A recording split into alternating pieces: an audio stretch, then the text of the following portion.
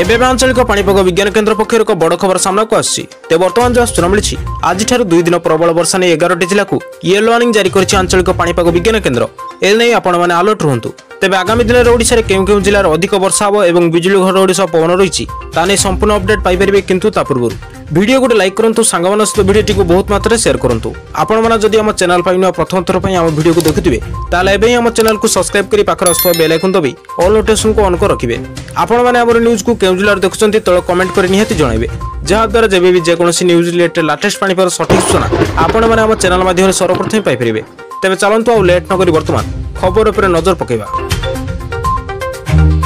तेज आज राज्य में मयूरभंज केन्दुझर और सुंदरगढ़ जिले में बिजुली घड़घड़ी सह वर्षा व पवन बेग घंटा प्रति 30 ରୁ 40 किलोमीटर बहिबो एणु एही 3 जिला ऑरेंज वार्निंग जारी कर आंचलिक पाणीपाग विज्ञान केन्द्र एसहित बाकी किसी जिला जेपरिक झारसुगुड़ा देवगढ़ बालेश्वर भद्रक जाजपुर संबलपुर अनुगुल ढेंकानाल और बरगढ़ जिले में प्रबल वर्षा हेबो अवशिष्ट ओडिशार मध्ये वर्षा संभावना रही एणु एसबू जिला पाणीपाग विज्ञान केन्द्र पक्षर येलो वार्निंग जारी कर 25 तारिख दिन केन्दुझर सुंदरगढ़ में प्रबल अति प्रबल वर्षा नहीं ऑरेंज वार्निंग जारी कर